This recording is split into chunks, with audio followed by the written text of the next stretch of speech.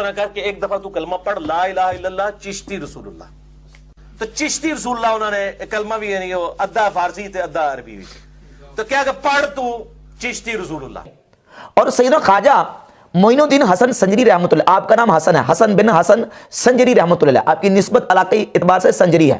अब ये जो आपको चिश्ती कहा जाता है, ये चिश्ती बहुत साल बाद में आपको चिश्ती कहा गया है। यानी आपकी जिंदगी में ना तो आपका कोई इलाका चिश्त है और ना ही इस तरह का कोई आपके साथ कोई निस्बत है चिश्ती वाली।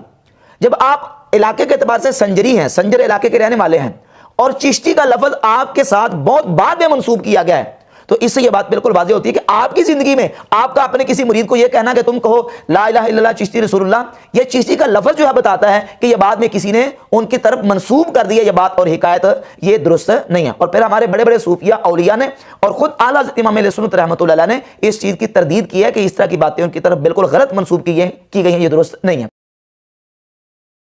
और फिर नऊज़ बिल्लाह अगर चिश्ती रसूलुल्लाह वाली इबारत या बात कोई मानता होता, इसका कायल होता, तो कोई,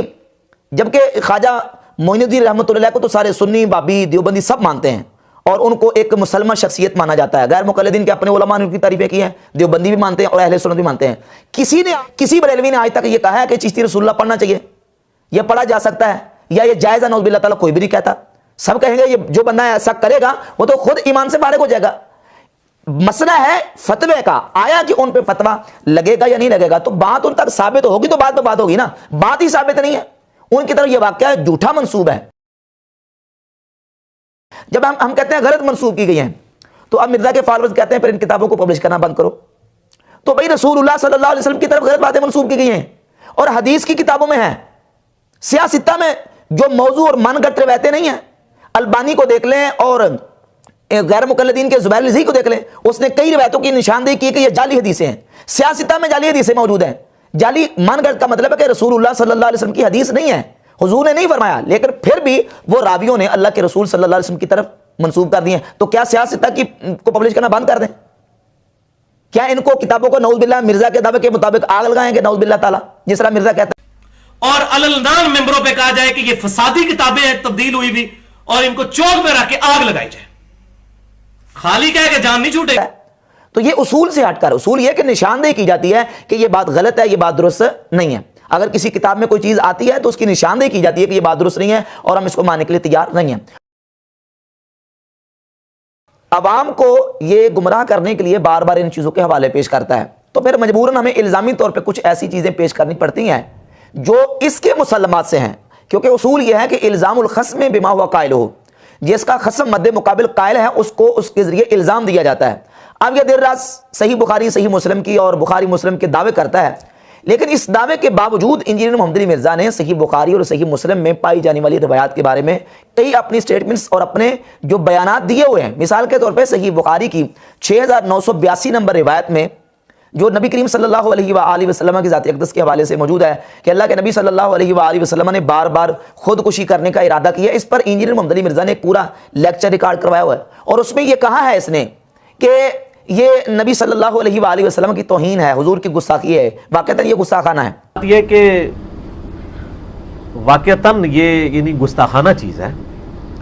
पैगम्बर के बारे में ये इमेजिन नहीं किया जा सकता कि वो खुदकुशी की कोशिश करेंगे। ये सही बुखारी में जो हदीस है ना, ये हदीस के अल्फाज जो है ना, ये मुत्तसिल सनद के साथ नहीं है। अब मिर्जा के फॉलोअर्स जब हम जवाब देते हैं तो ये कहते हैं कि देखिए जी, अगर ये चीज़ें गलत हैं तो आप इन किताबों को पब्लिश करना बंद करें, आप इन किताबों पे पाबंदी लगा दें। तो अब मिर्जा के चाहने वालों से, फॉलोअर से और खुद मिर्जा से हमारा ये मुतालबा है कि तुम जब ये मान चुके हो कि सही बुखारी में 6982 नंबर रिवायत में जो रसूलुल्लाह सल्लल्लाहु अलैहि वसल्लम के खुदकुशी करने का जिक्र मौजूद है, ये गुस्ताखाना है,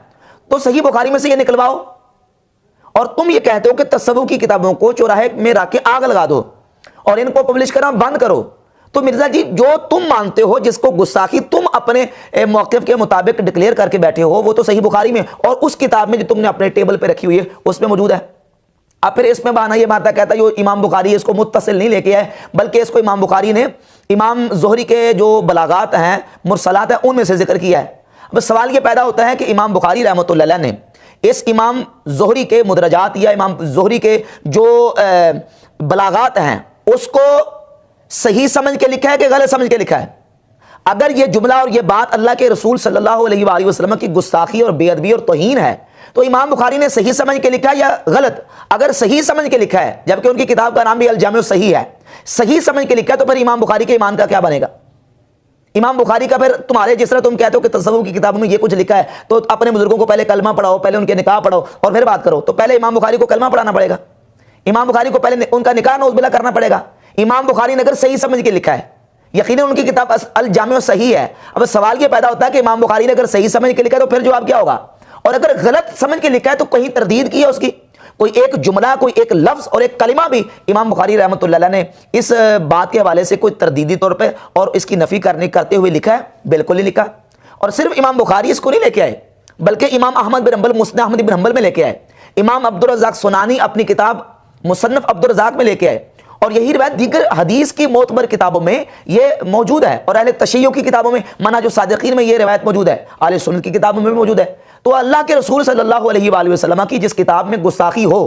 تمہارے بقول 6982 نمبر اس روایت میں یہ گستاخی موجود ہے، اس کتاب کو چوراہے میں رکھ کے آگ لگا دینی چاہیے تمہارے قول کے مطابق، اور اس کو پبلش کرنا بند کر دینا چاہیے، اس کے خلاف دھرنا دینا چاہیے۔ تو مرزا یہ پہلے کام آپ صحیح بخاری کے بارے میں کریں، صحیح بخاری کے بارے میں پہلے یہ اقدام اٹھائیں، اور جو کتاب تم نے ٹیبل کے اوپر رکھی اس کتاب کے بارے میں تم نے کہا ہے کہ یہ اللہ کے رسول صلی اللہ علیہ وسلم کی گستاخی اور بے ادبی اور نبی علیہ الصلوۃ والسلام کی توہین ہے، تو تصوف کی کتابوں پہ سارا زور دیتے ہو۔ ایک خدا جو ساری قدرتوں کا مالک ہے اور وہ اکیلا اور یکتا ہے،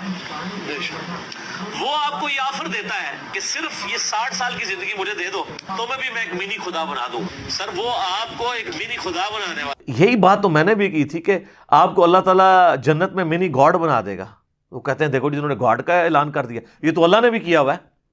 لیکن وہ مخلوق گاڈ، یعنی علماء یہود پروفٹ کے مقابلے میں کھڑے ہوئے تھے اور انہوں نے اپنی پبلک کی مت مار دی۔